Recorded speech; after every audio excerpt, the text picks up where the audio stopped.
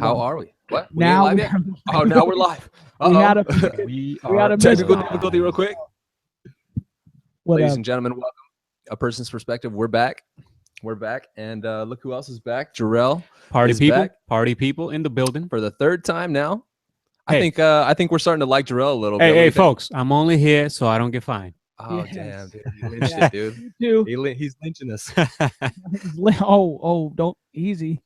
That Okay, almost wait, leads whoops. us right into our first topic. Okay, yo, we can't be. Yeah, well, that goes right into the first topic of Donald Trump. Whoa, no, I'm just kidding. No, but seriously, so Donald Trump. You guys see what's going on with Donald Trump today? You know, Yeah, Anybody?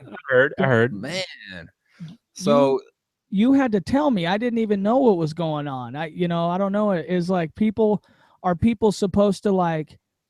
Is it viral or what? it's yeah, it's viral right now. It's interesting because you know, he was supposed to have a protest in Chicago, or not a protest. I'm sorry, a rally in Chicago, and there was like anticipation and whatever. He was postponed. He was there. He's coming.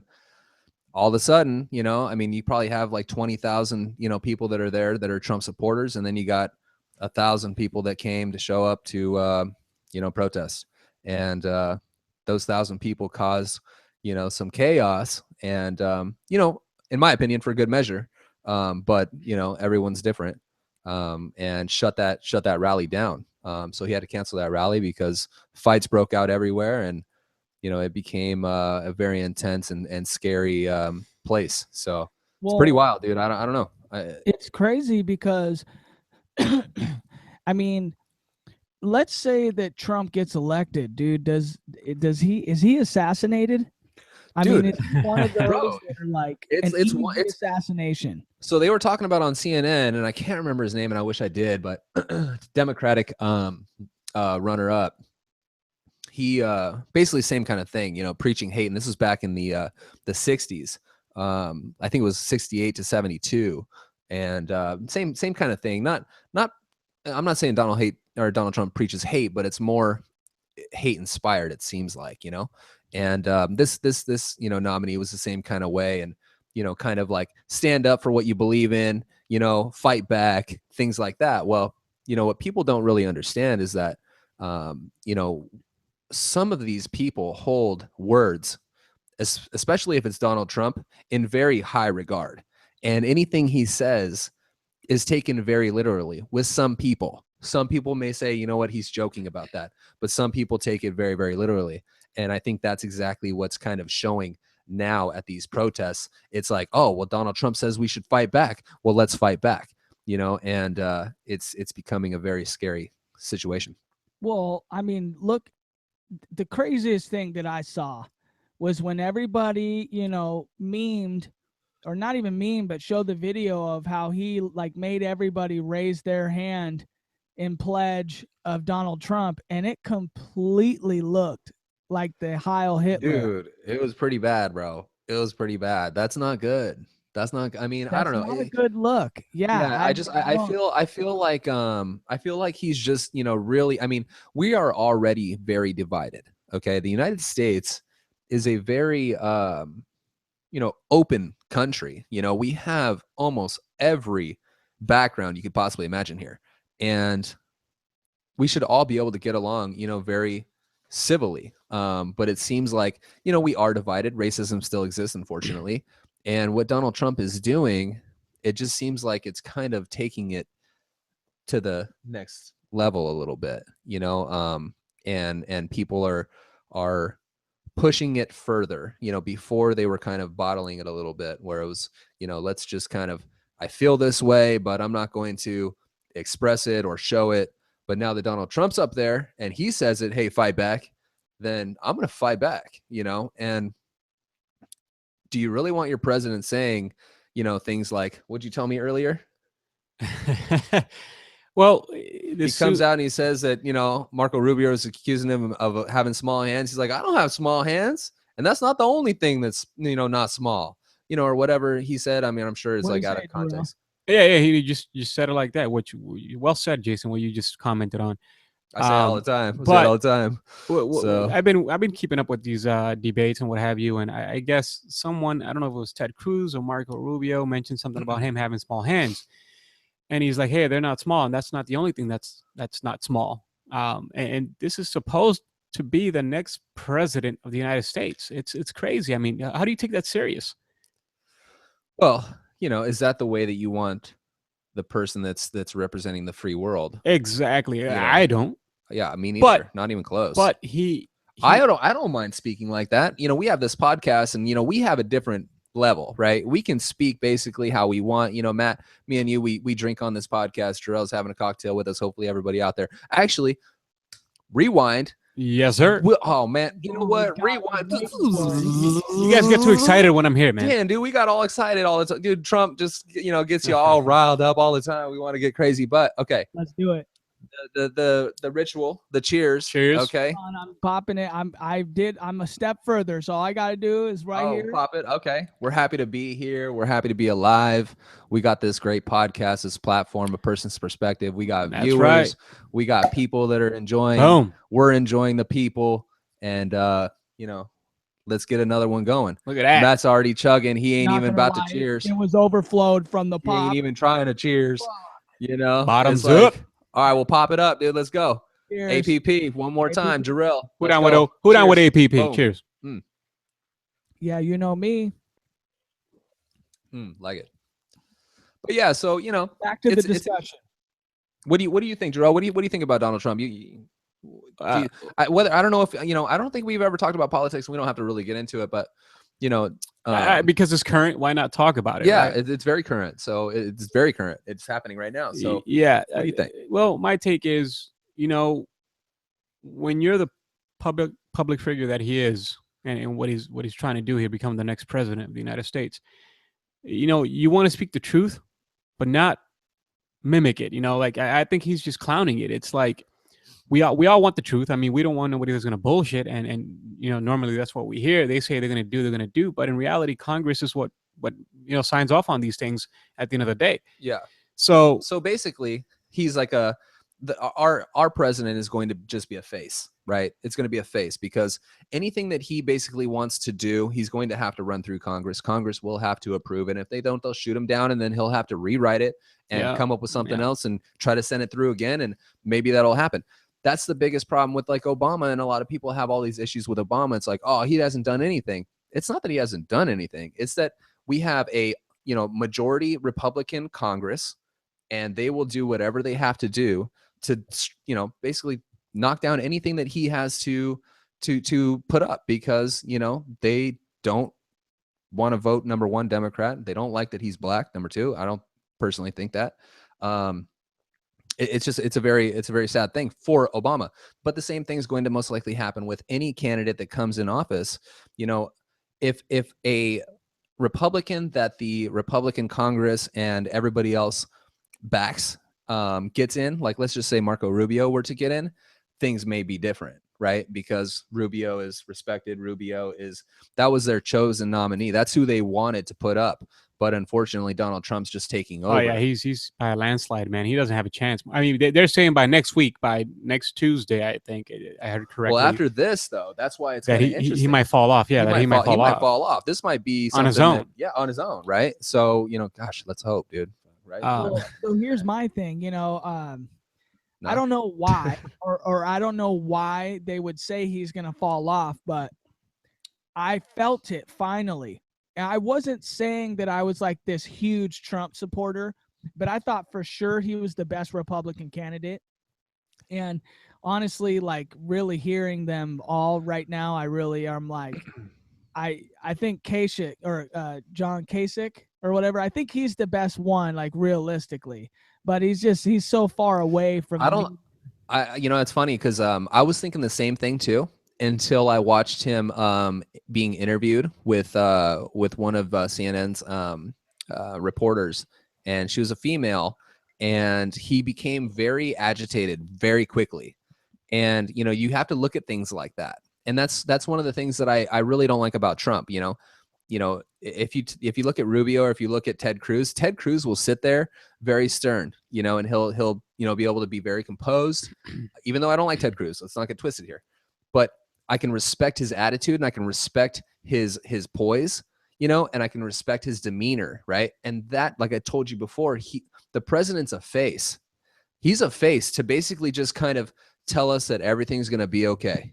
Let us know what's going on. That is exactly what the president's there for. He's not there to make, you know, all these crazy drastic changes, because it's not going to happen. Like Jorel said, the Congress has to approve it, right?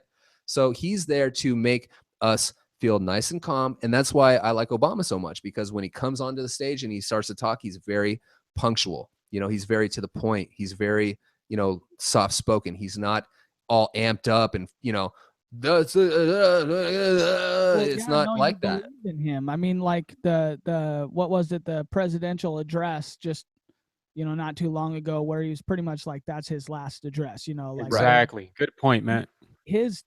That was a very powerful speech, Yeah. you know, and I have never really like, I mean, I've listened to him, but you're right. I mean, he definitely has this calming, just very productive vibe, you know, like things just were the greatest while he was in office. Well, it's what I look for, because look at it like this, okay? If you turned on the news day in and day out and you saw our president, right, and he was just like, we're going to war, we're doing this, we're doing that. I mean, how stressed, how scared, how, you know, I mean, how would you really feel? I mean, would it be something that you're just like, oh, this is awesome, oh, this is great?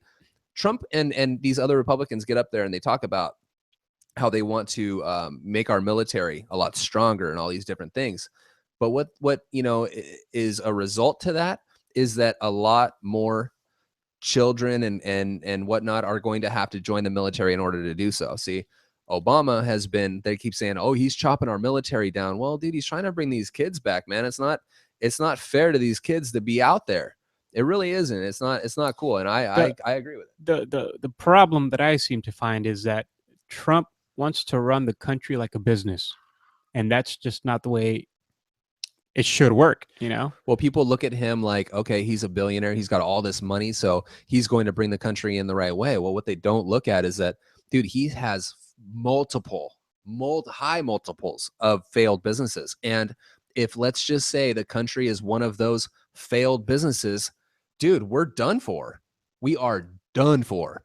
So most likely when you know, talk about in the very beginning, and we're going on, we don't have to go on anymore about politics, but you know, when you talk about, is he going to be assassinated? You know, well, that's what they said about Obama. It didn't happen. It didn't happen, but Trump brings a different level of hate. Trump brings a different level of personality and conflict, different level, completely different level. Well, and you know, he says very, very outsider box shit. You know, I'm going to build a wall and the Mexicans are going to pay for it. Well, last night there was money and shit, and it's like, yeah, dude, that's a radical speaking. You know, it is. Well, it's like in customer service. Sometimes you really want to say to a customer, you know, fuck you, man, but you have to be the professional and hold that back. Well, absolutely. Trump doesn't do that. So last night there was a debate, and last night Marco Rubio called him out on that. Absolutely. And Donald Trump was like, I'm not looking to be politically correct. You know what Marco Rubio told him? He's like, I'm not looking to be politically correct either. I'm looking to be correct. And I was like, no, he was legit. He got him last night. That was legit, dude. He got him last night. Absolutely. You need to be correct. And in the correct setting, that is not the way a president that's leading the free world acts or says, or they don't put that off, because whatever the president says of the United States, especially this country, we are the most powerful country in the world. Whether anybody wants to tell you differently or not, we are the, you know, we are the motivation of trends. We have, you know, everyone watching us. So our influence is huge. Anything that president says is going to be heard worldwide. Let me just share something in my perspective. I don't vote, so I shouldn't even be talking about this. I've never voted, but that's just my own opinion. And you know, a lot of people say if you don't vote, then you shouldn't speak on it. And I barely don't, but it's intriguing what's going on. So why don't you vote? For different purposes, and we'll get into that some other time. So you'll never vote? No. Okay. No. More religion based. but like I said, that's a different topic and all that stuff. Okay. So the way I look at it is, we have Hillary, which is the president to be with Donald Trump, and they're both. It looks like they're both going to be competing with each other. And if I had to vote for one of those two, I would certainly go for Hillary. I personally think that if something were to happen with this country, Donald Trump is going to act on instinct, as we male men do. She's going to sit back and say, "Okay, let me swallow this. Let it digest before we make a move." That's the difference that I see in both of these candidates going forward. So the question is, which one do you want? I'd go with Hillary. Okay. All day, every day. I mean, I think as a woman, it would be a good change. Women seem to, in general, all women. I mean, when men are feeling down, when they're sad, when they're hurt, when they're crying, who do they go for their shoulder? They go to a woman. They don't go to a man. Yeah. I'm not gonna put my shoulder on my head on your shoulder, dude. I'm gonna go to a woman. Not the bro shoulder. You ain't gonna do the bro man. show. And you ain't want the bro show right here. Ain't nobody gonna make us feel better than a woman, man. Period. Damn, That's true. I'm all about the bro show. Dude, hey, Matt, come get it, dog. No, not right now, right? I'm Later. not crying. I don't. Okay, yeah. I just think that Donald Trump wouldn't be ready for all the chaos that comes, from being in the White House, and Hillary's got the experience, He just jumped into politics. He supports because he has money and he's smart, but he's not a politician. I don't even think he's smart. I don't want to get into huge politics, but I not at all. But anyway, so crazy stuff going on with Donald Trump, and the best candidate on the Democratic side. What's that? I think Bernie is the best candidate on the Democratic side. I agree. I think he's definitely handling himself. I'll tell you that. Speaks for the real people, the working class. I agree. Everything he says is right. There's not one time that you can listen to Bernie and really feel like a lot of people feel when they're listening to Trump or listening to Hillary, like, oh, she's a crook. Oh, he really only did one thing, or he said one thing that I didn't agree with.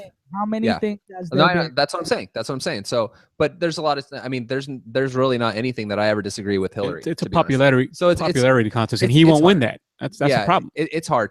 It's all based on delegates and all these different things, but Bernie's great. Bernie's calling for a political revolution, which, I think a lot of people are resonating with. I feel like, they can definitely understand.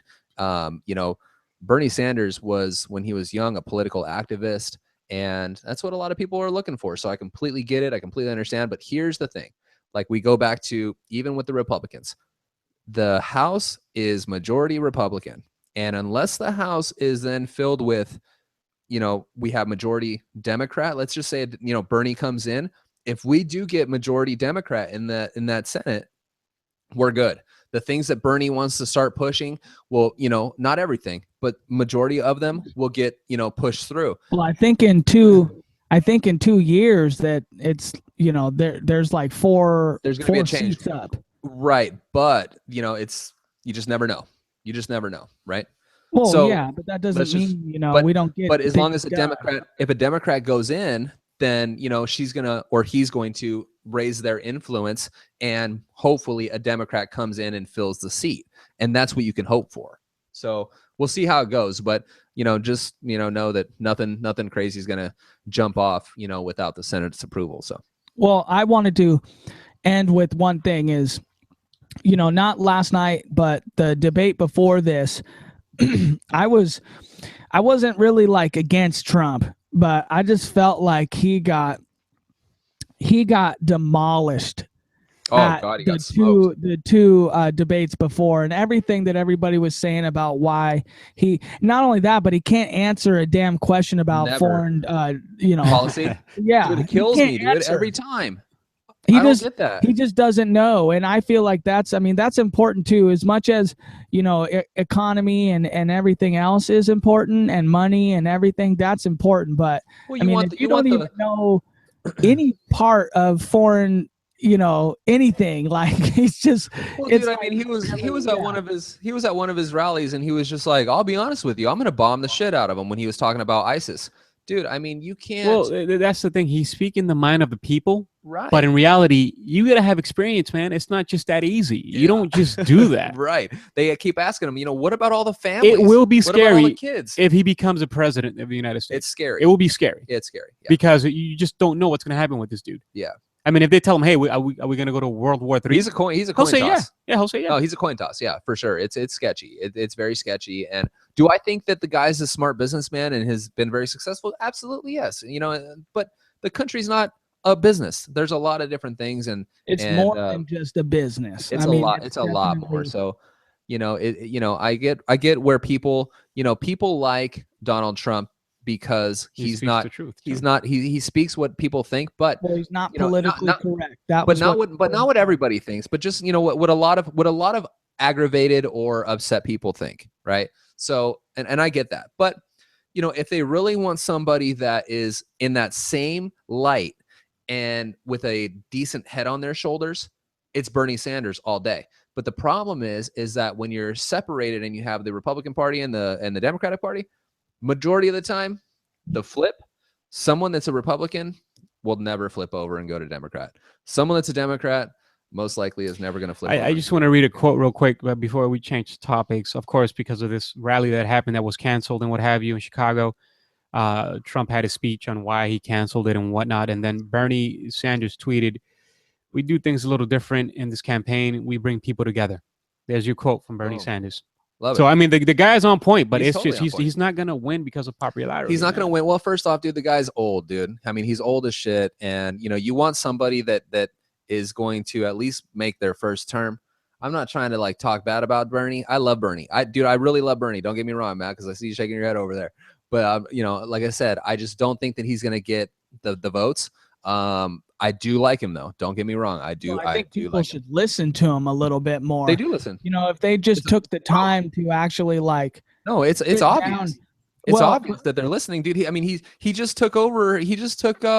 He's winning states. Easy. He's winning states. I mean, but one of the big ones that Hillary was supposed to hit, Bernie just hit it, which was where all the Detroit, Michigan. He just hit Michigan, dude. That was supposed to be Hillary's all day, and he won Michigan. So people are listening. People are resonating with Bernie. So don't get it twisted.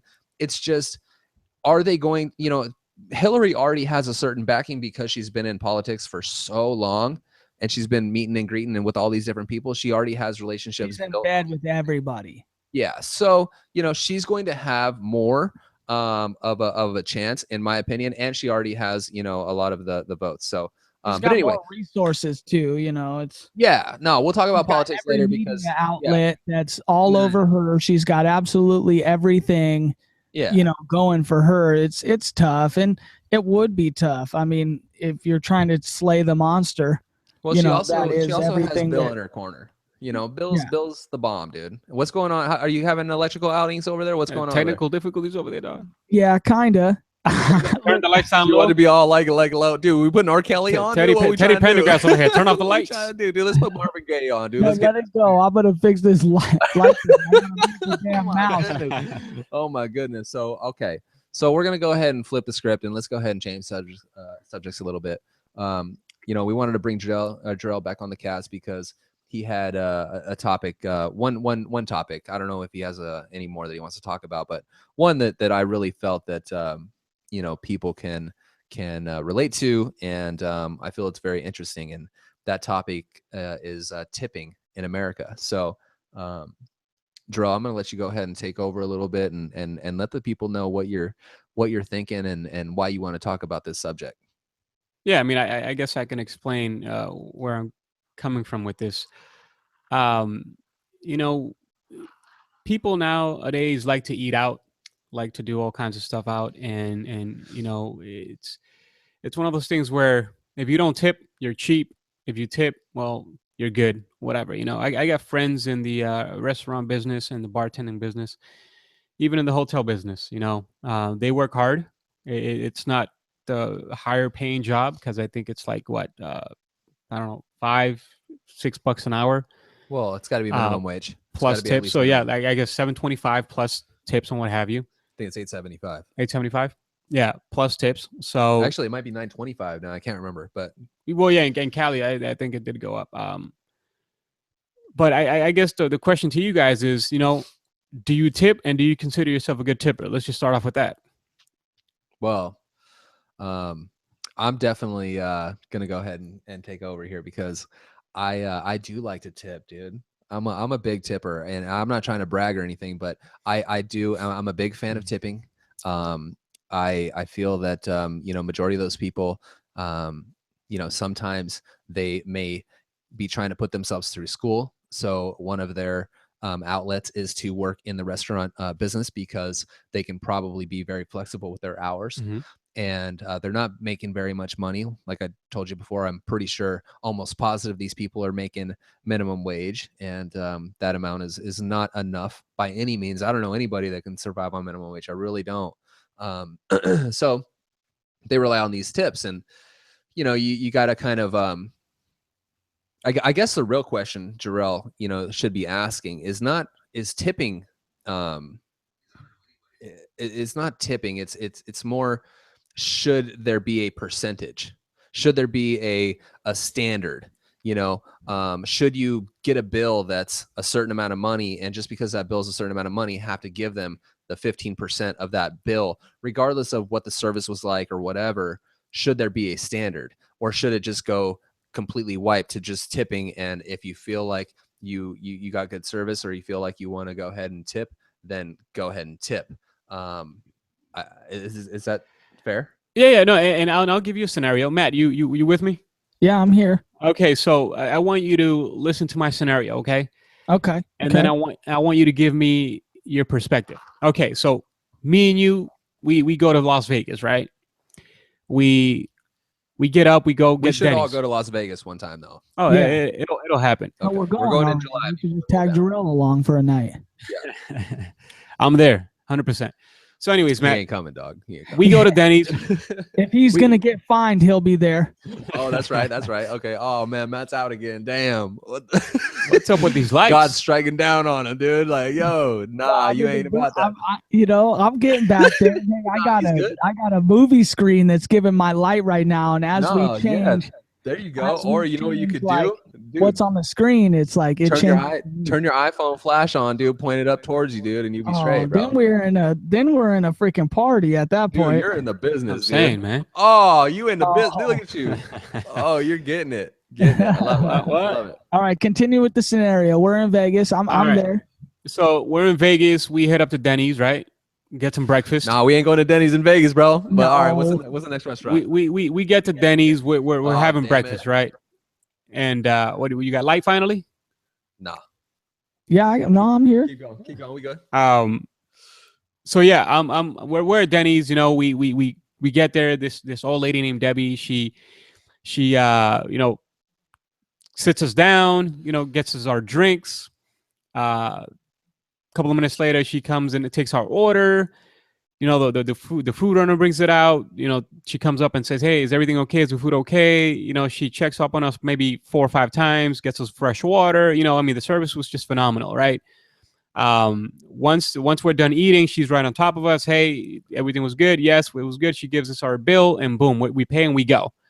The bill was, let's just say, $25. Me and you look at each other and we're like, okay, we'll give her what? We high rolling in Vegas, by the way. We give her like an $8-10 tip, right?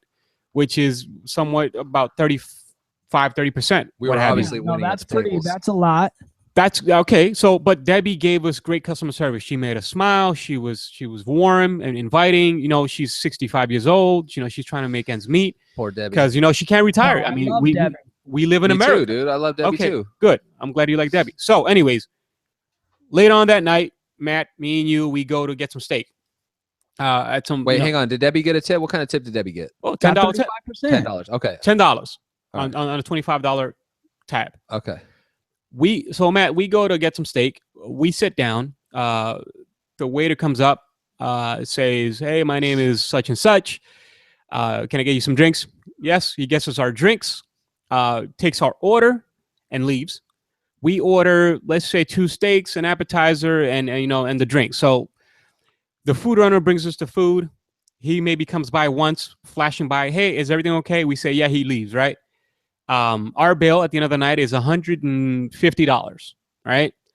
And we wait around for like 15, 20 minutes waiting for him to come back. to finish us off and give us our bill. So here we have a bill of $150, and it says, you know, suggested gratuity, 15%, 18%, 20%. I mean, are we supposed to give this guy what? What are we supposed to give this guy? The bill's 150. 15% of that is actually like $20. Right. You know, does this guy deserve $30 to $40 just because of how high the bill is? So I've always been, I've been pretty good about not tipping necessarily, but I've been pretty good about, if someone gives me good service, I'm going to make sure they're treated well. But there is a point in time where you're at the steakhouse and the guy's giving shitty service, and at that point, it doesn't really matter what the bill is. I'm still going to tip him, but I'm going to tip him an amount that's going to make him know that I didn't feel like he was giving me that extra service. And that makes me kind of, as I say it, I sound like a dick, because it's like, well, I don't think you should feel that way. I believe in fairness. You know, some people might not like what I'm saying. They might think it's like, oh, this dude is, you know, cheap or whatever, or he's just not a good tipper.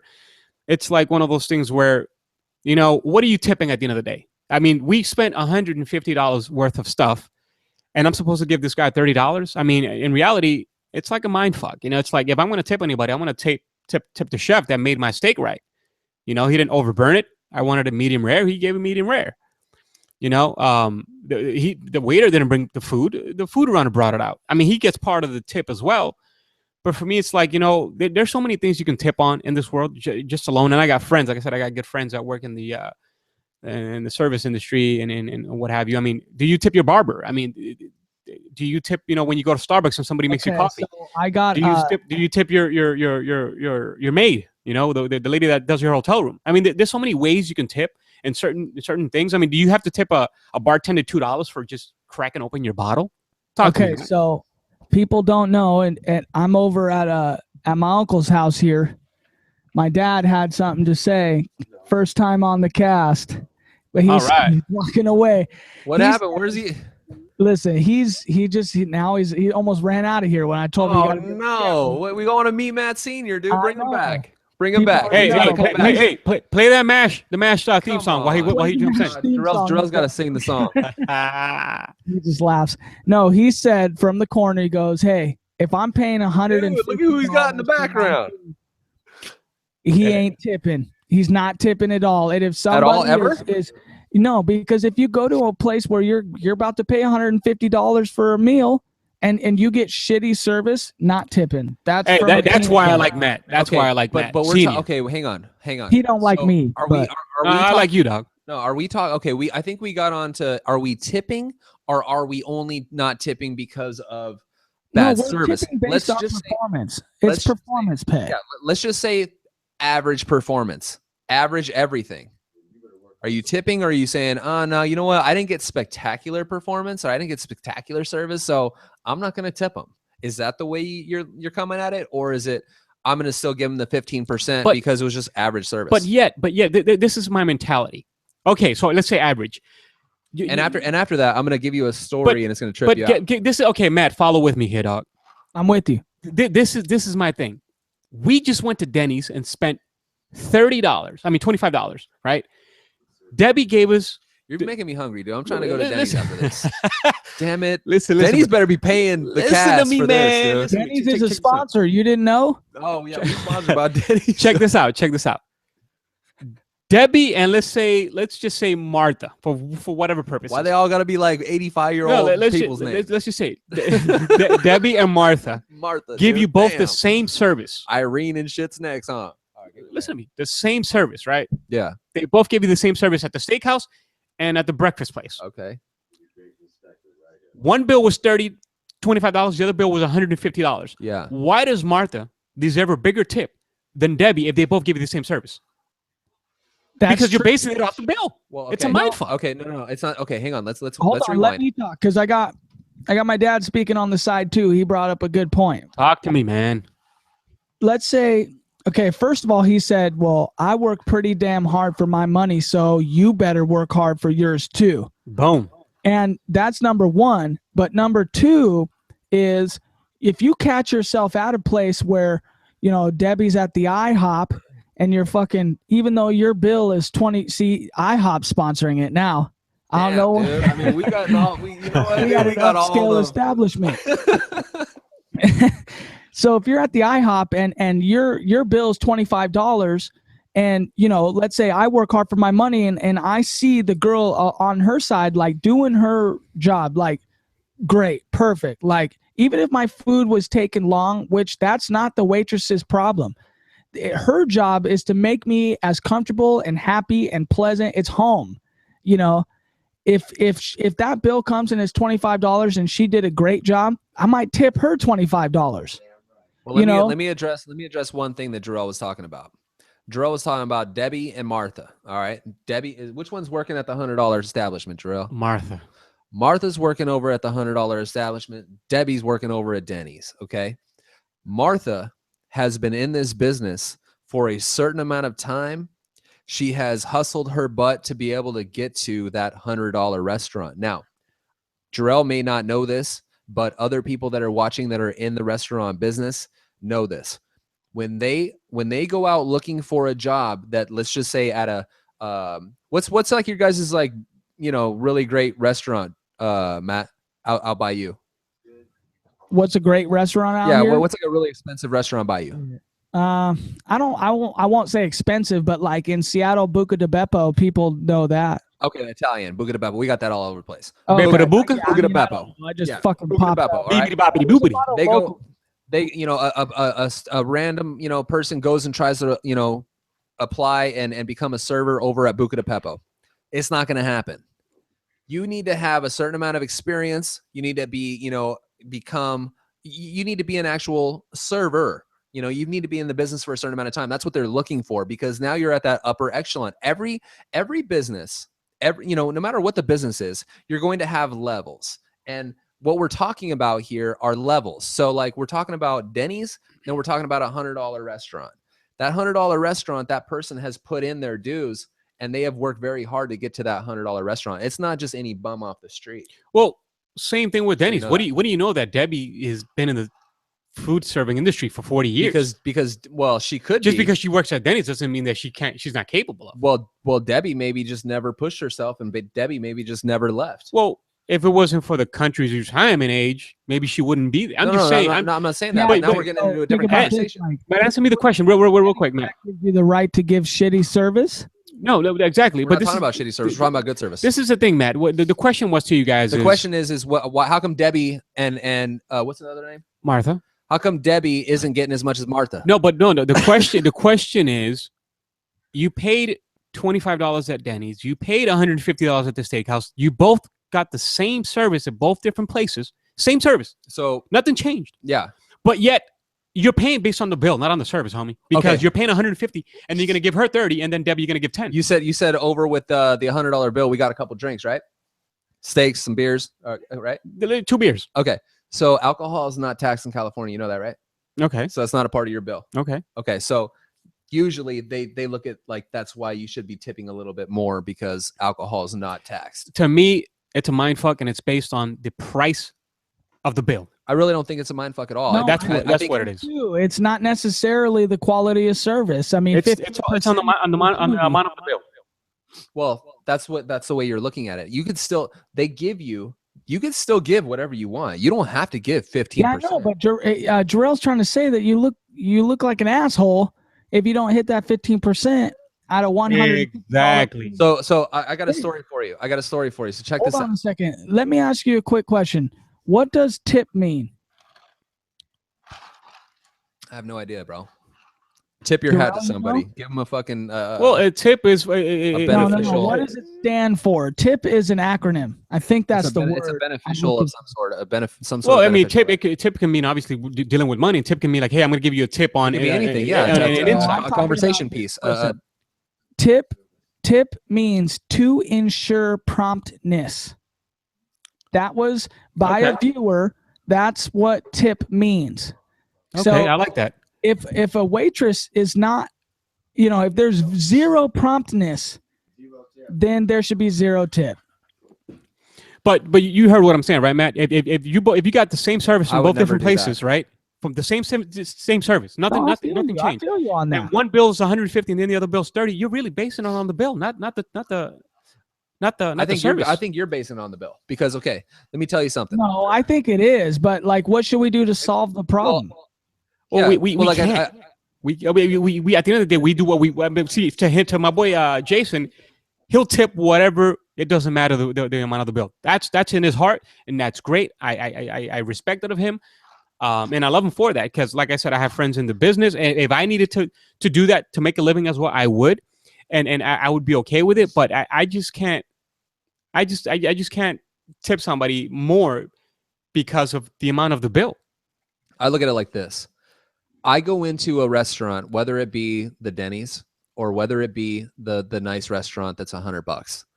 I go into that restaurant knowing that whatever my bill is, most likely my tip is going to be probably around 15%. I'm going to need to go ahead and make sure that that's the case because there are people out there that are working for that money.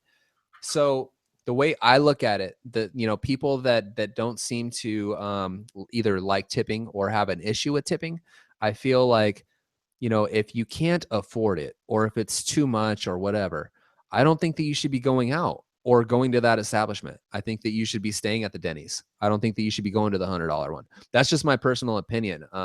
That's the way I just look at it because, everyone's out there trying to earn a living. Now, Matt, does sales and, whatever. So if he, ended up, let's just say, Matt, you ended up leaving your job and let's just say you got fired. You got fired. Matt, what would you do if you got fired?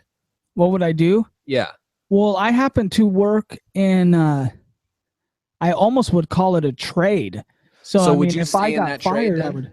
Well, yeah, I would definitely. Yeah. Well, I would call myself I would say I'm like above, I would say I'm at manager's level knowledge. So there would be no reason to, learn something new. I'm good at what I do. So are there other companies that pay less and some that pay more? I think there's every company in the world. There we go. That's all it is. That's the answer to my question right there. That's the whole thing right there.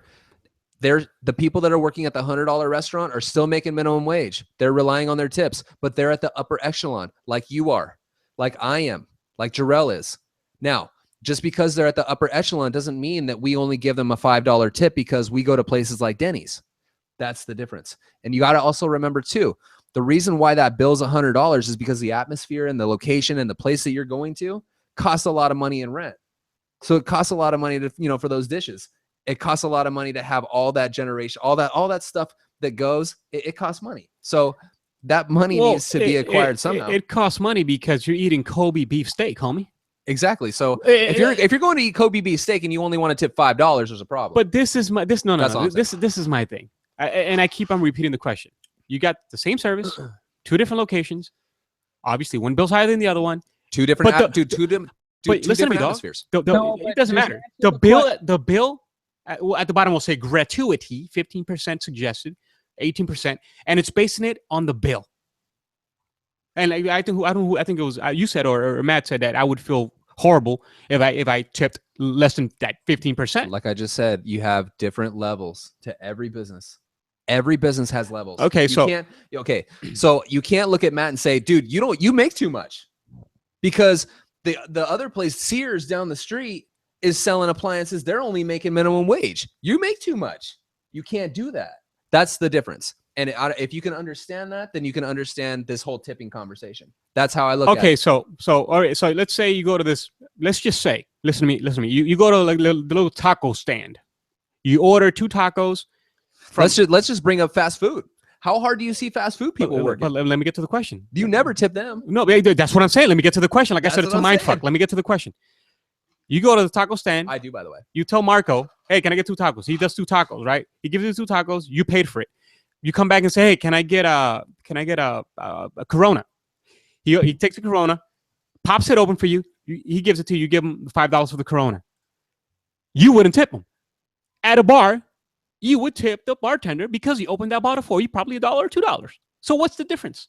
Well, I would first off, I would have an open tab, and he would not only probably just pour. No, me that's water, not the like, pop that fucking one. question, man. That you can't answer. You know. That's just how. I mean, that's just how I am, though. But Well, so okay, you're so asking me the question, I'm going to give you my perspective and my answer.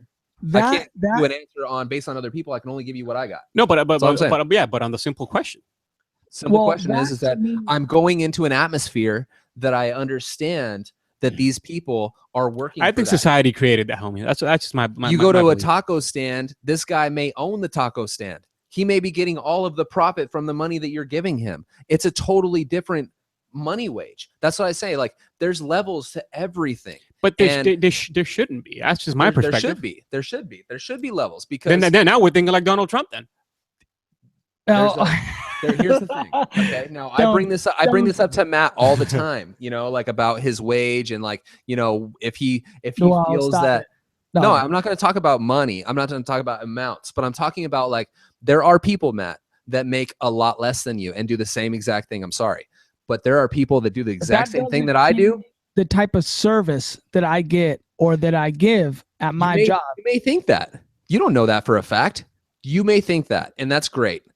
But I can guarantee you that there's somebody out there that is busting their freaking ass, and they're making shit. Well, they're busting it is all over the country, dude. 100%. You can't say that it's not happening. Well, that's what I'm saying. So I'm going to tip that levels. Girl busting her ass at Denny's, making my experience great. I'm going to tip her more than I'm going to tip the person at the $150 steakhouse who not giving a shit and just doing their fucking job just to get through it. Well, yeah, but is that the question? But that's not the question. The question Jorel has. Tipping. We're not talking about levels of work. We're talking about the job performed. We're talking about tipping in a way of how come one at $25 meal gets one thing and the other at $100 meal gets another thing, not based on their service. Everything was great on both ends.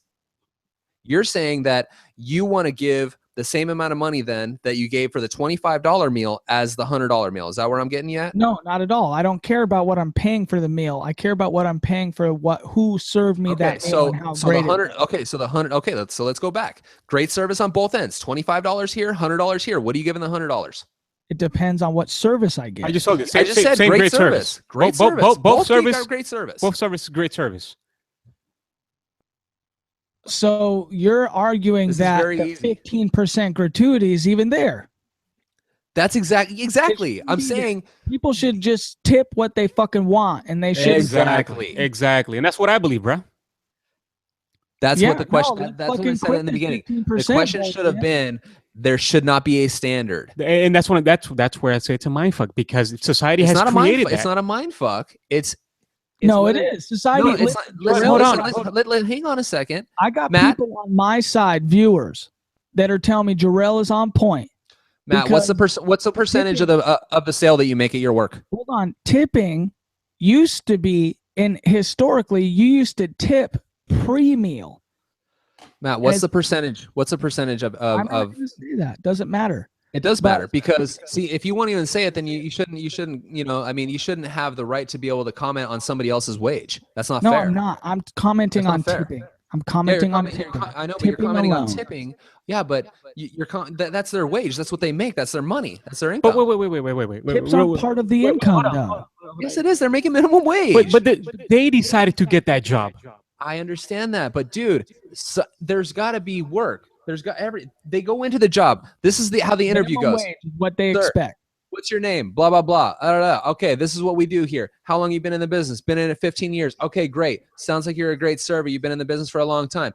We pay minimum wage. Obviously, you know that. You've been in this business. We're all based on tips. Absolutely. Got it. We get tipped pretty well here because we're a high-end restaurant. Understand. Can't wait to get in. I feel like I finally made it. That's how the interview goes. But okay, let's take a quick pause for a second. Tipping is not just in the restaurant industry. Like I said, there's the barber, there's the maid, there's the towel guy. You know, when you go to a hotel, I need extra towels. Should you give this guy $5 just because he brought you extra towels? There's no standard on that. Well, that's what I'm saying. Tipping can go in so many ways. You can tip anybody for anything. Exactly. But what I'm saying is, at the end of the day, going back to what Matt said, on the bill, and the gratuity should go back to, like he was saying, the old school days where you give what you want or what you can. Maybe this family makes no money, and They they shouldn't be at decided the $100 restaurant. well, maybe the guy wants to take his wife. They shouldn't be there. He can't No, afford. shouldn't be there. He could only do it once a year. That's just how I look at it, dude. You shouldn't be there. But If you ain't gonna tip, you're not going. That's how you feel. I feel if I can't afford the tip on a 15% tip on a $100 bill, if I can't afford $15 for the tip, then I'm not going to that restaurant. I can't afford it. That's how I look at it. And I respect your opinion, homie. And I respect That's that. just how I look at I it. got no man. problems with Everyone's gonna have their own opinion, so you guys can like bash me all you want. And but that's how I feel. nobody's bashing nobody.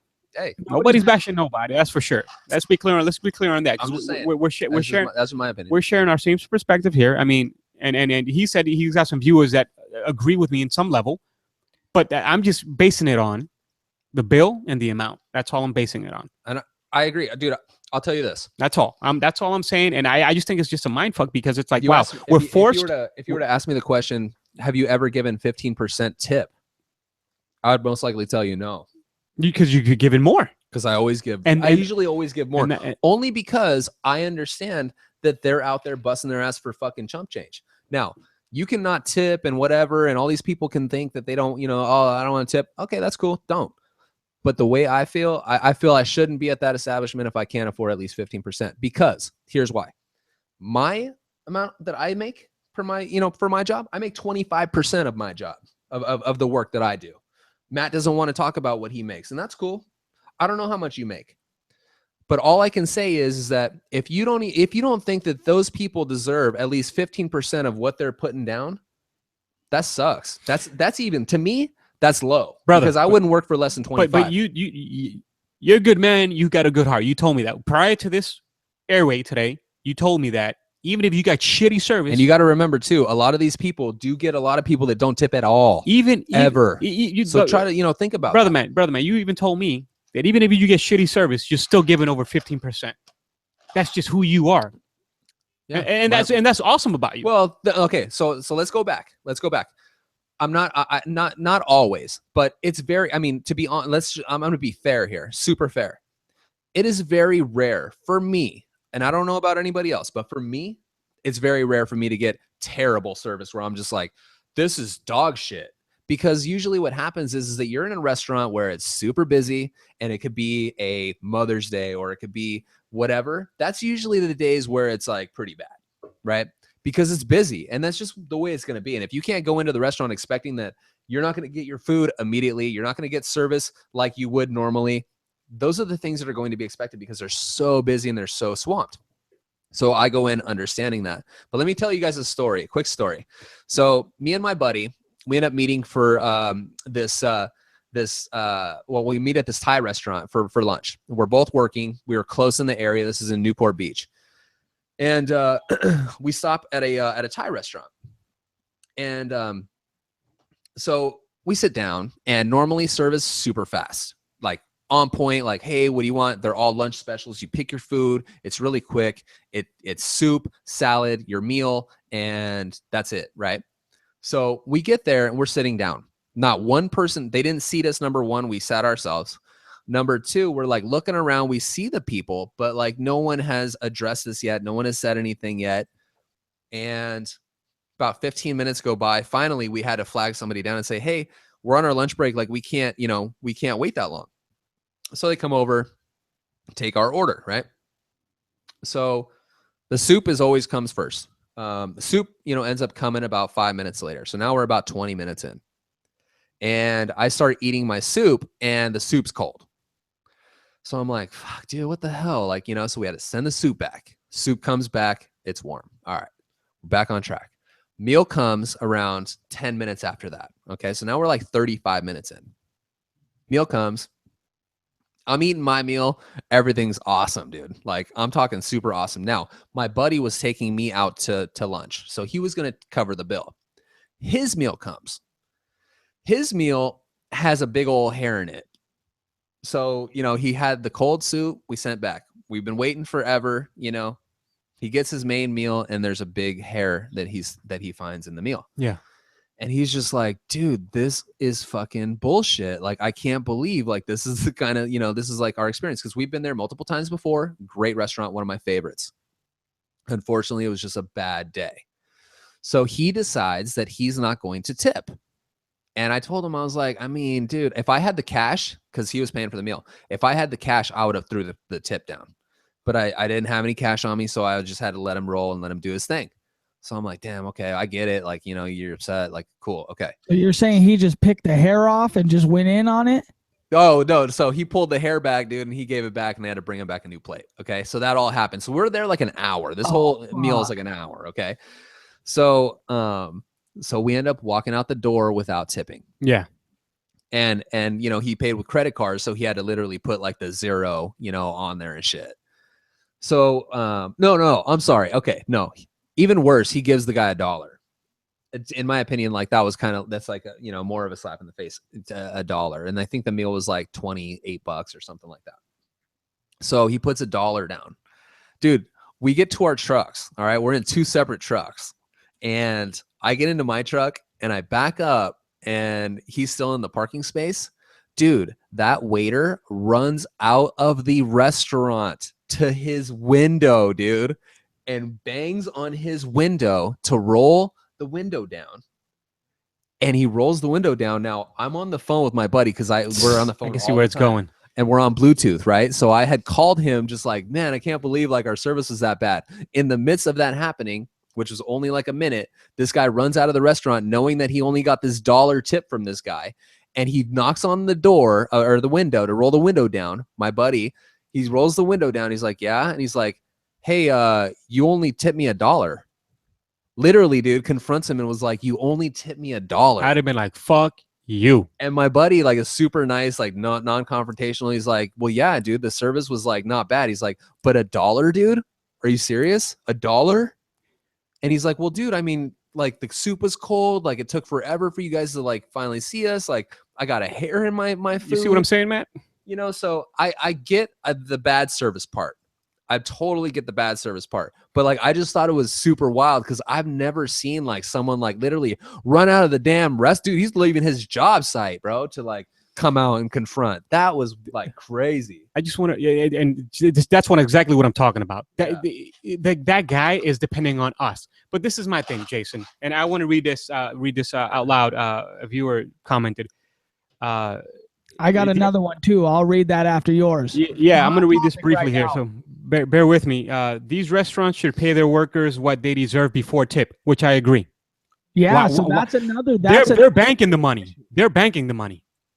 Okay, and then on top of that, a tip should be there for what the waiter did a good job for. And it goes on to say this person tips well over 15%, but they don't like how this money is to blame on the customer. Like they're smart, and he goes on to say this is why capitalism fucking sucks. Point blank, that's the truth. These restaurants should pay these people what they're worth, and not pay them no measly $5, $6, $7, $8, $9, and put it on us. To pay these fools. But here's the problem. So there's no problem. I mean, if you're running a successful business. Let me talk for a second because I'm going to tell you what the problem is. Well, go ahead. I'll tell you after.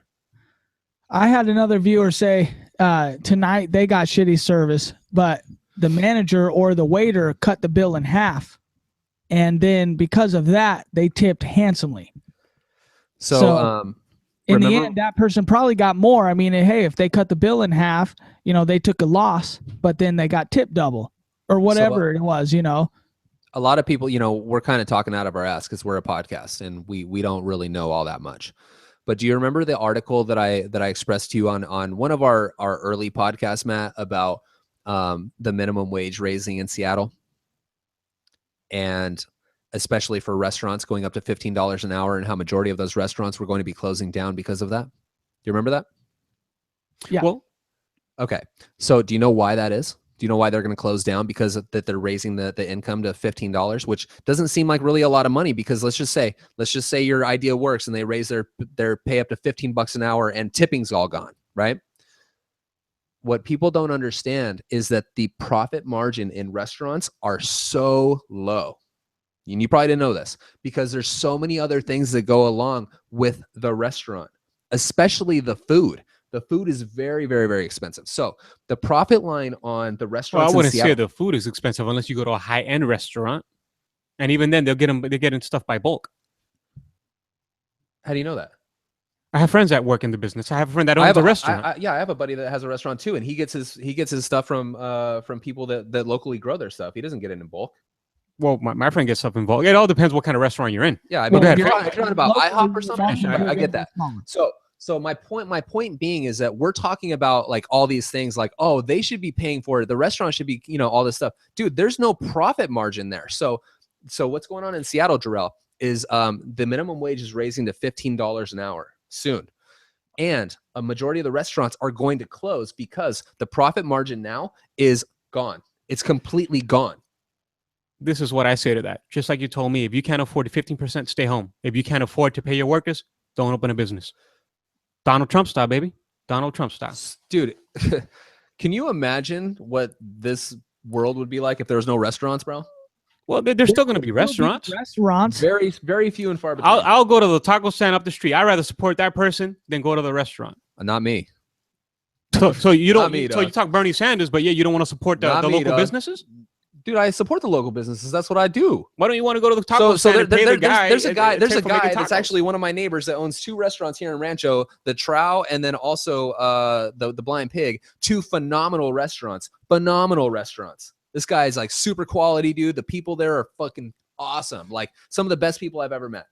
And I support that restaurant. I support that guy. I support all the people in there. I'm in there like 3 times a week. Easy. I'm not going to go to a taco stand in Santa Ana when I have like all these, people that I'm supporting right here.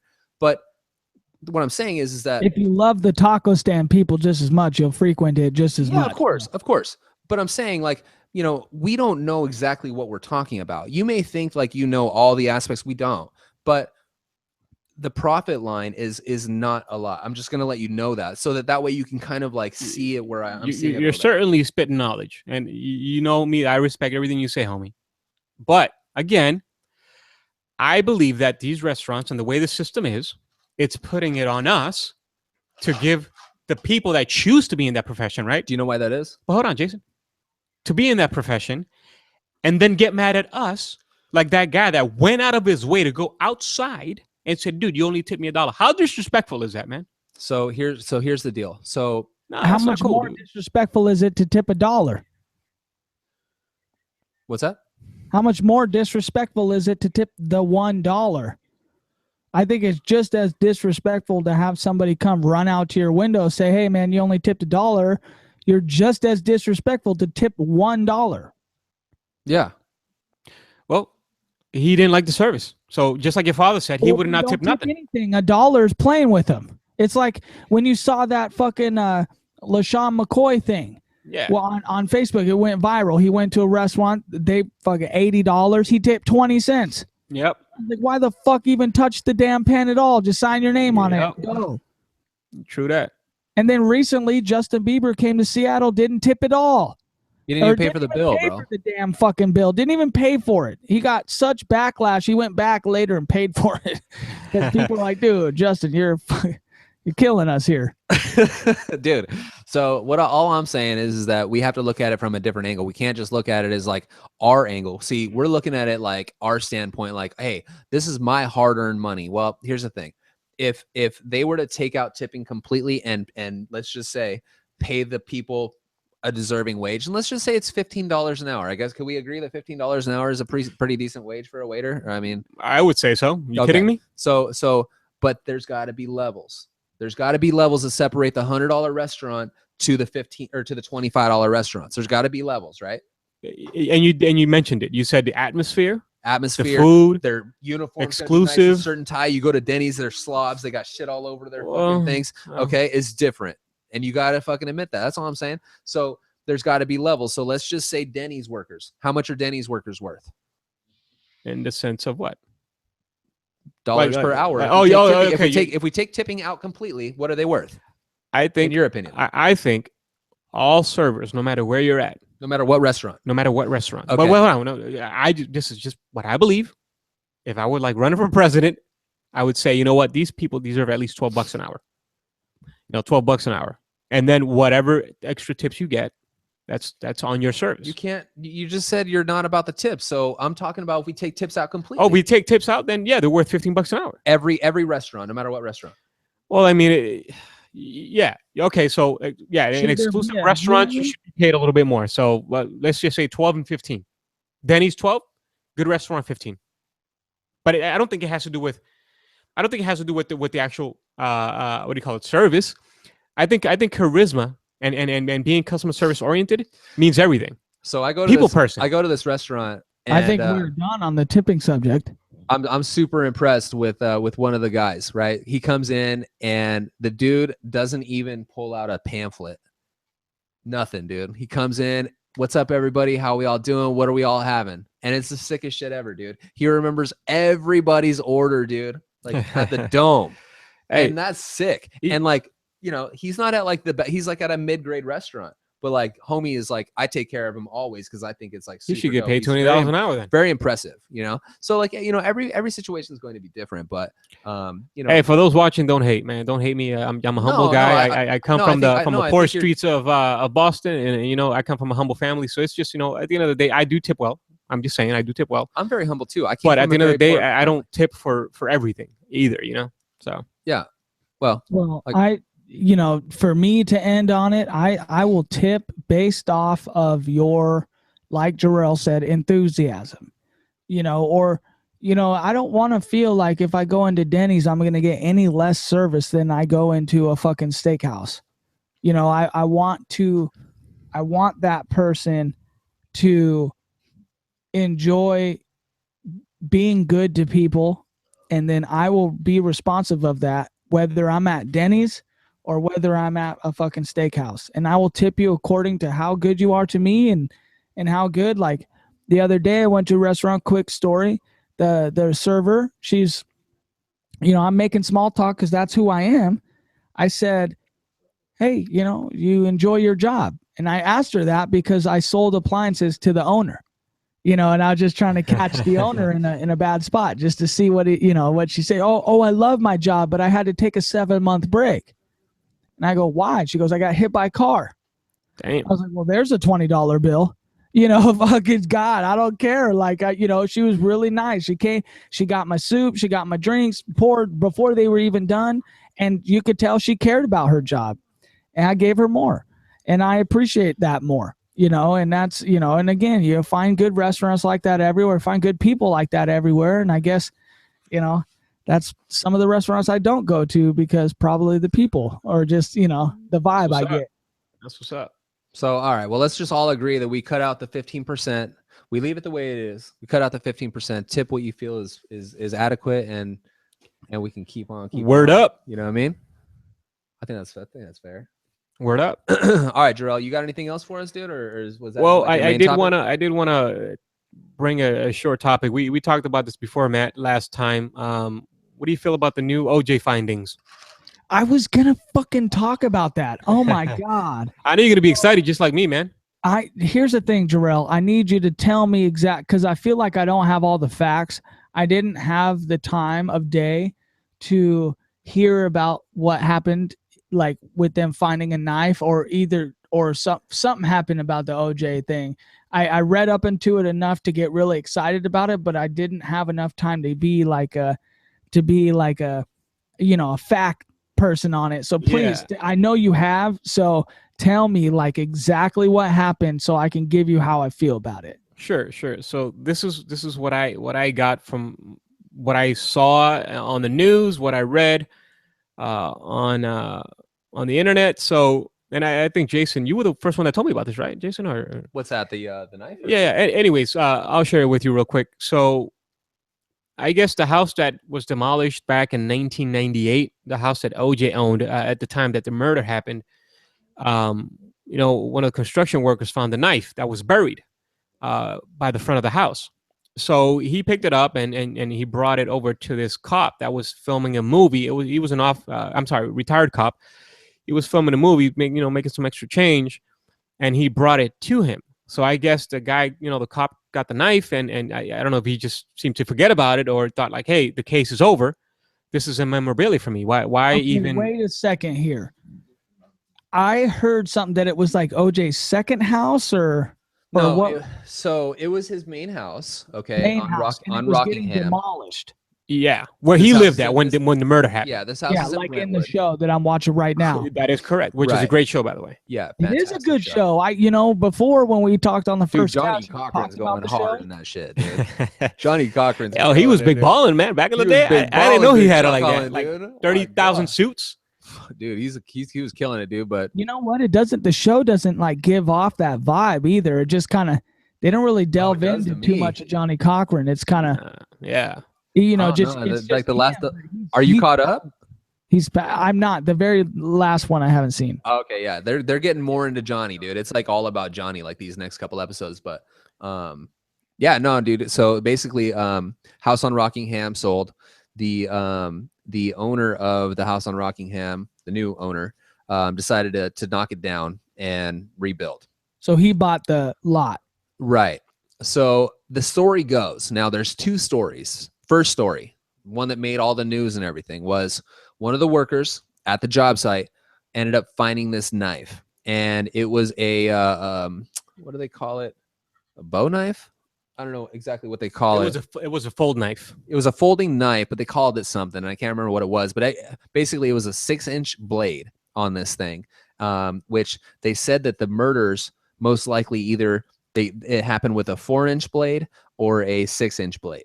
So this knife was found, and apparently a movie was being filmed across the street that had undercover police that were kind of as security. So the worker that found the knife acts, or goes up to one of the, undercover or off-duty police officers, whatever it was, doing security, and gave him the knife and said, I found this here at this property. And he's like, oh, okay, cool. He brings the knife home, and 10 years later now, here we all are talking. He has this knife in his possession for this amount of time. 15 years later, I think it is, right? No, 15 years? I don't know. They say 10 years, so I don't know exactly the date that this knife was found. 1998. That it was found in 98? Yeah, 98. So 10 years, 2008. Yeah, and then, like 17 years, Almost 18 20. years. Yeah. I don't think that was it, though, because they were talking about No, that 10, was it. but It Doesn't matter. It's a long time. Could be wrong. It was a long time ago. So the guy had it for a very long time. So anyway, so fast forward to basically a little bit earlier, actually a later part of last year, this undercover police, or I keep saying undercover, off-duty. Retired. Now he's retired. Yeah. At the time, he was an off-duty officer. Now he's retired. This officer goes to one of the detectives that he knows that's still in and was like, hey, can you get me the case number to the O.J. Simpson, file, because I want to put this knife that I have on this plaque and put this case number on it, engrave it on this plaque. And the guy's like, are you fucking serious? You have this knife? What are you doing? And that's how the whole thing started. They acquired the knife, and now here we are. So now they're going to try to run, different, tests on it, whether it Have be they blood. run anything? Yeah, they're It's in trying the process It's right in the now. process. It's going to take But at it least was 3 to so- 6 weeks. Process. But it's so Right. rusted over, and it's been in his possession for however long. What exactly they're going to find? Most likely nothing. If they They'll were to find find something. it at that No, time, they'll find DNA. They'll find It's something. not gonna be on it. yeah, at that time it would have probably been a lot more. So it was just buried. It was buried at OJ's house somewhere. Yep. Right. Yep. Right. So now And others. they found it how long after he had been acquitted? 4 4 years. years. Yeah, 3 years. 3 Damn. years. So Three but years. here's They can here's the fucking thing. Dig up the goddamn OJ front yard. That's what I'm saying. Like I seem to think that it was longer than 98. I don't think it was in 98, but I could be totally wrong. Well, here's the thing. As I'm watching the show, and get this, like, I didn't watch the show right away because I don't like to watch shows as they're happening because I hate waiting, right? So I waited for like 3 weeks until I was finally like, no, I got to watch it. So I binged it, right? And then I kept like right before I binged OJ, and this is kind of fucked up, but the reason that got me kind of wanting to watch it is I watched Straight Outta Compton finally, and You racist and loved the bitch, movie, dude. really liked it a lot, but it got me like all of a sudden I just wanted to watch the OJ shit right after, right? So I turned on the OJ shit, and then they were talking about, how Rodney King was beaten down, and dude, it is not surprising that the jury went the way of OJ at Well, yeah, that it was a time, risk. dude. Straight out of Compton, OJ. Well, I dude, mean, the black, the black people had been wronged so many times that it was finally like, a big fuck you to the police. And that's what they were basically looking at. We've talked about it before on a prior cast, and, fast forward, and now majority of black people do think that OJ did it, and they completely changed their tune. But at that time, it was very racial. We had a lot of bad things happening with the police versus the people. And yeah, dude, I think if it were to happen at any other time, OJ 10 times out of 10 would have been. Sure. When I was watching Straight Outta Compton, I kept thinking like, how, and then when I was watching the OJ and they were talking about the beating of Rodney King, I was like, dude. And the reason why they tie together is because in Straight Outta Compton, they were looking at, the same beating, and they were talking about, how in the world did no cop get prosecuted for excessive force? How in the world? How does anybody today look at that and say, oh, that was just, no, he was fine? How? How in the world? I don't understand. That stuff just doesn't make sense to me. I don't see how people are so sick and blind to hatred. Even 10, 15, 20 years ago, I just don't see it. Human beings are humans. I don't see how you see some guy just getting the shit kicked out of him. Then you see a fucking jury announce that he's okay.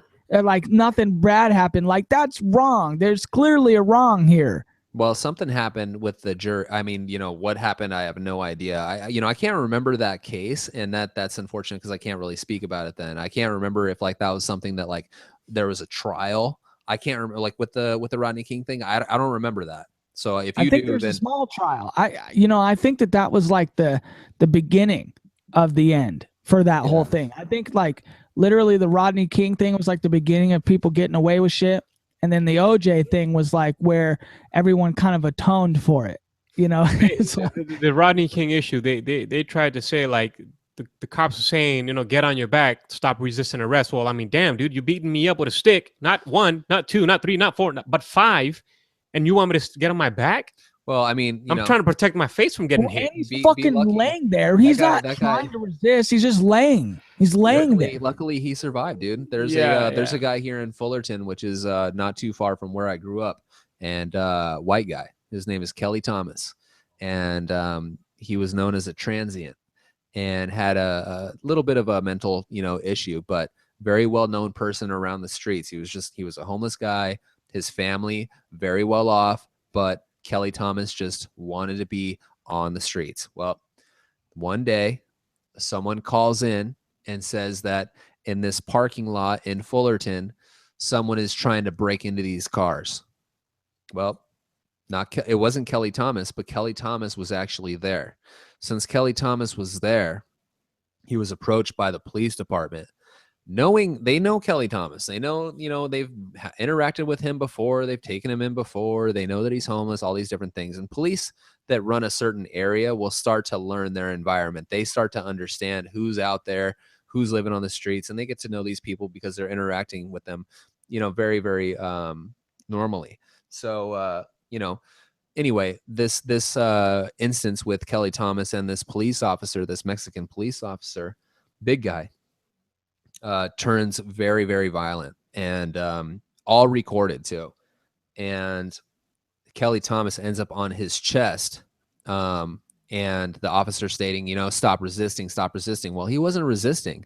This officer's knee was just buried in this guy's back. This officer's like 300 pounds. Kelly Thomas weighs like 145 pounds, little guy. And he keeps telling him, I can't breathe, I can't breathe, I can't breathe.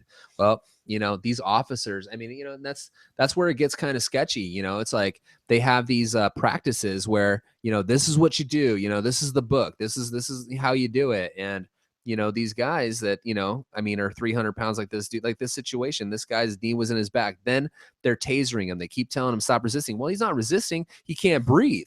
So what's your normal, reaction? If you can't breathe, you're going to, you're trying to survive. It's what you do. You struggle. That's just normal human reaction. And instead of taking that into accountability, these officers will abuse their power. And that happens on multiple occasions. Fast forward, this guy ends up dying. And it was this huge case, blah, blah, blah. Luckily, Rodney King, this whole thing happened, was terrible, totally terrible. You know, what's the other kid's name that just passed away?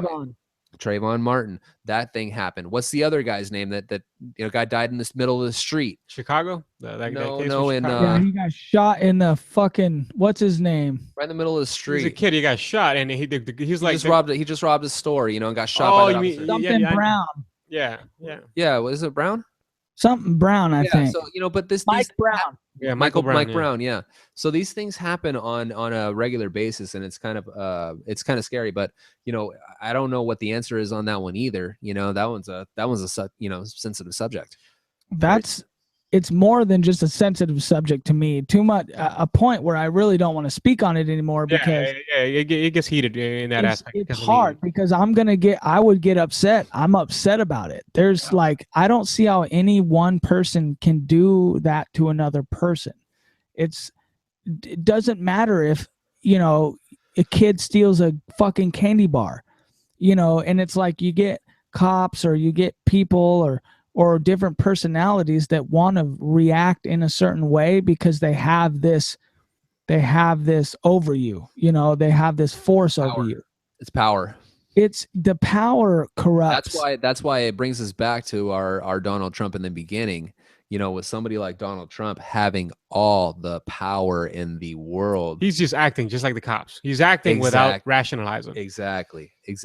And that's what, you know, it to me is very scary. That's what I look at. And we share the same thought on that. So going back to the OJ stuff, Matt, now that you know what happened, what are your thoughts? Well, I thought OJ did it right away when he got caught stealing those fucking sports memorabilia shit. Which is in jail for 30 years, and probation is up like in next year. Yes, 2017. Yep. So he won't get it though. Well, no. I mean, it. Can you imagine? Like I said, if someone's innocent, they don't turn around in 20 years and commit another crime. Well, here's what's crazy. Can you imagine now? Double jeopardy is a law. You know, you can't try somebody over and over and over again. By the way, double jeopardy is an actual interesting thing to talk about. I don't know if you guys know too much about double jeopardy. Let's get on it in the next cast with us. We can't. I'm just going to tell you real quick what double jeopardy basically is. Back in in the European days, they used to, you know, if they would try you on something and they didn't get a conviction, they would just retry you over and over and over again until they got you.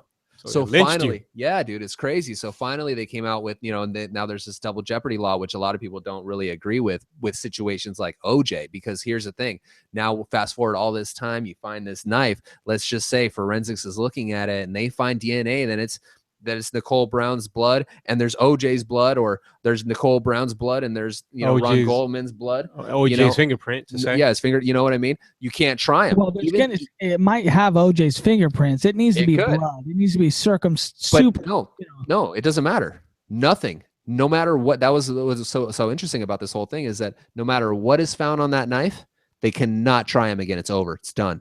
No, I'm saying, I mean, we should change that to where it would have to be like guaranteed evidence that would be able to. You wouldn't want that, dude. On that law. No, the double jeopardy. You want to stay. You want to. Well, I don't want martial law either, but I don't get a choice.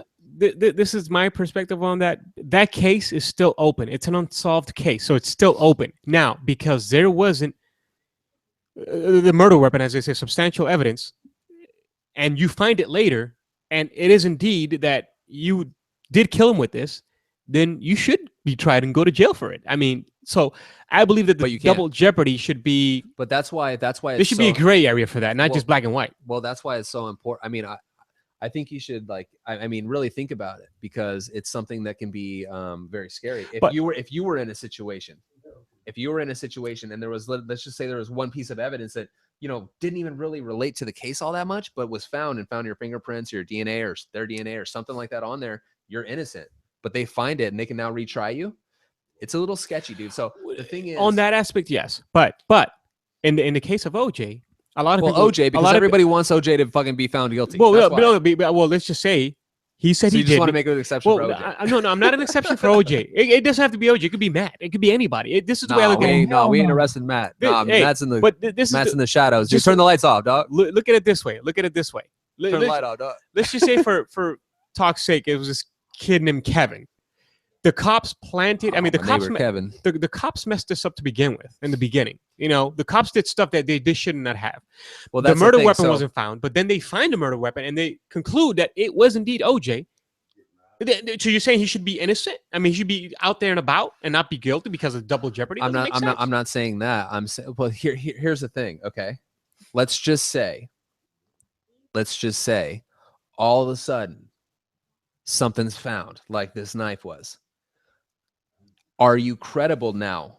Because I never got to this point of the story. The other side of the story was not the finding. The other side of the story is that there was never a knife found. Did you know that? Yeah, exactly. So there was never a knife found. No weapon was now found. the contractor that was doing the construction and whatnot on this house was basically he informed every single worker, if you find anything, you bring it to me immediately. And we call the police, because it was such a high profile case. And they knew this. A big deal. They knew this. Everyone knew this.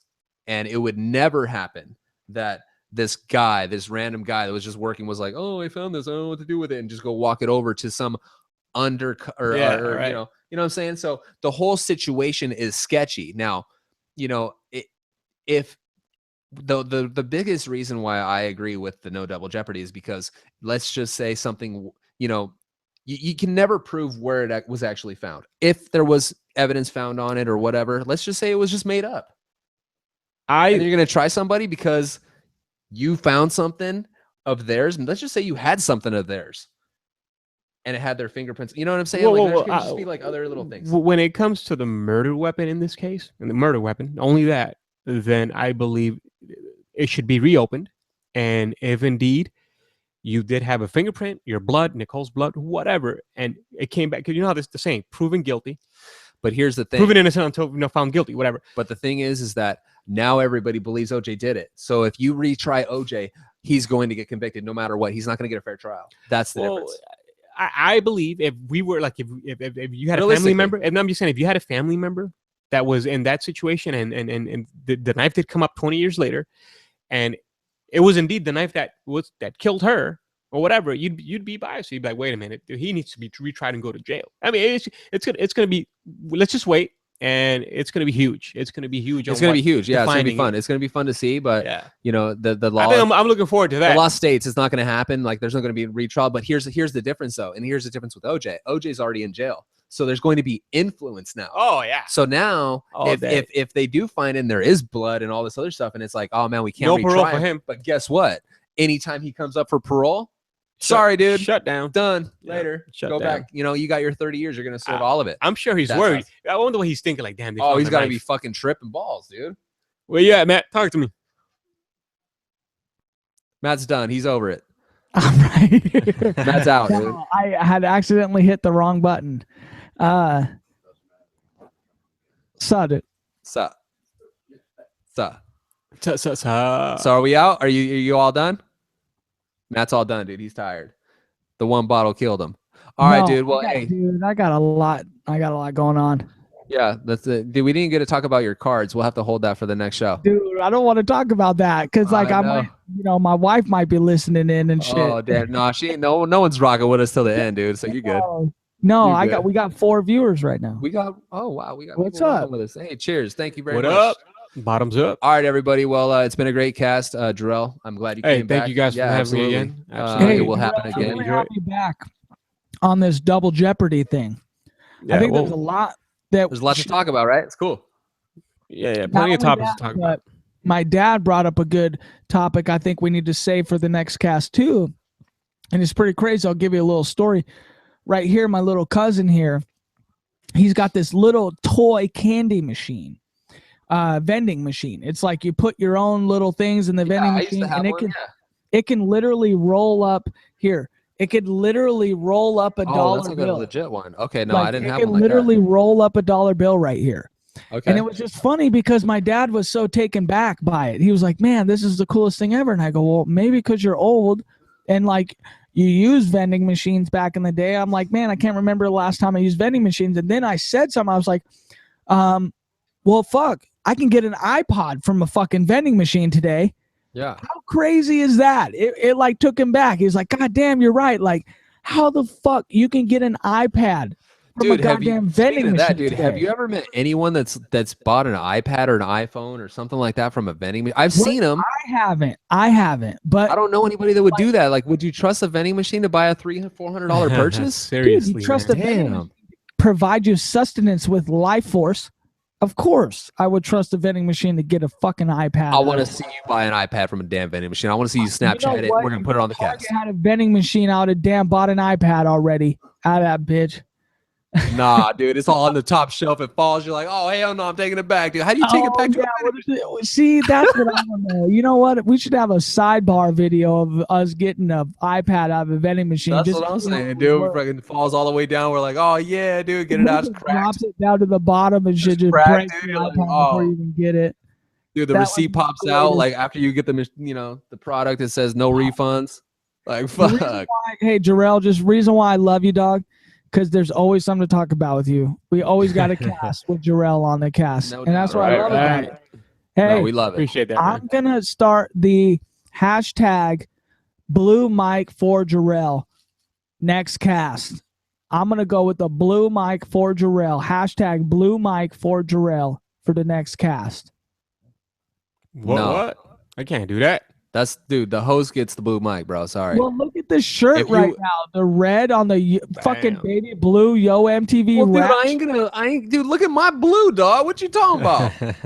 Yeah, you're the black and blue all day. Black glasses, black shirt. He's got a blue shirt and shit. I am happy. The baby blue. I'm happy with just being a guest with y'all. Dude, we love having you on. I think it's interesting. I enjoy it every single time. I think you got some. Dude, I will tell you that tipping conversation was raging. I got 3 separate messages from 3 separate people giving me their input on it.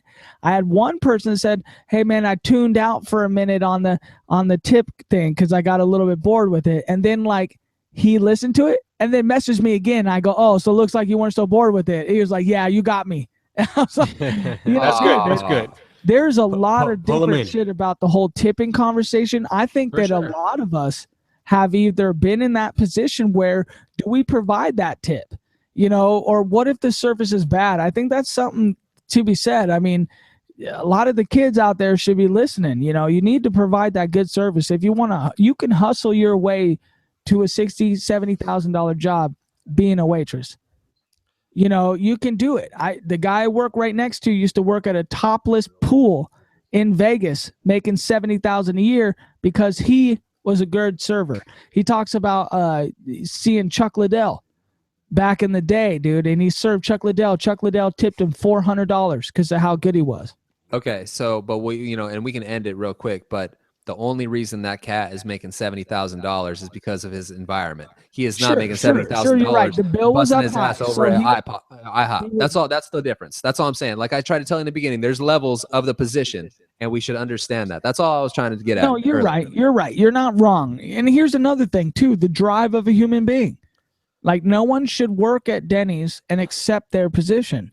You should go work at money. That's exactly right. That's exactly right. That's what I was trying to say. Have the drive. Those jobs are starting points usually for people, and then they move on. But on a different topic, I mean, because of the way society has moved forward, these jobs are for these older people. Like older people are taking kid jobs. Like before McDonald's and Jack in the Box were 16-year-old, 17-year-old, 18-year-old jobs for when we were in high school. But now, because of the way things have changed, guess what? 35-year-olds, 40-year-olds are working at places. Jack in a Box. But what's crazy is that you know, this is a whole nother thing too, but there's lack of jobs, and that's, you know, one of the things that's happening. And now a lot of the kids, don't have jobs. They're sitting there on the, you know, sitting without. Well, yeah, the kids are at home playing video games. Yeah, they're out playing video games, which me and Matt are going to be doing when UFC 2 comes out on Tuesday. Oh, hey, who's getting UFC? Who's getting the UFC game? Come on. Hey, Jorel, you getting it though? Not quite. Oh, are you messing with Xbox One or no? Jorel? I'm behind when it comes to video games. Oh, damn. I'm still playing Far Cry 3, man, for crying out loud. Oh, we got to get Jorel, which is a great game. Boom. You got the Xbox One, Jorel, or you ain't fucking with it at all? Not yet. I'm at the PS3 and Xbox 360 still. I'm old school, man. All right, that was 10 years ago, but I enjoy it. I still enjoy it. Maybe I think it was longer than that, bro. the days when I enjoyed it. Yeah. Right. No, but we're all right. We're out. We had a great cast, bro. Thank you very much. Of course. Thank you, guys. Until the next one, dude. Love you guys. Cheers. Hey, I just want to let you know, we just ended, no joke, on 9 viewers. I don't know Really? how, like, where were the 9 viewers? But we All just right, ended well, it. People, we'll 10 kill it- we'll viewers. kill it. 10. We Go- got 10. We got Wait, 10. wait, All I right, thought kill it was- I kill thought it it was- without losing it. I thought Kill it was without losing 190 Matt viewers, man. Senior's You in the lied to me. background. I see No, him. we are at the end. At the end, everybody, 190. But right now, we got 10 live viewers on the end. That's what I'm What's talking Hey, about. we They coming love in. all you guys. Thank you very much for tuning Hey, in. Hope you just- enjoyed the hey, show. Ghost Appreciate the Dogs, love. Love you, bro. Love you, man. Love you. Be easy, brother.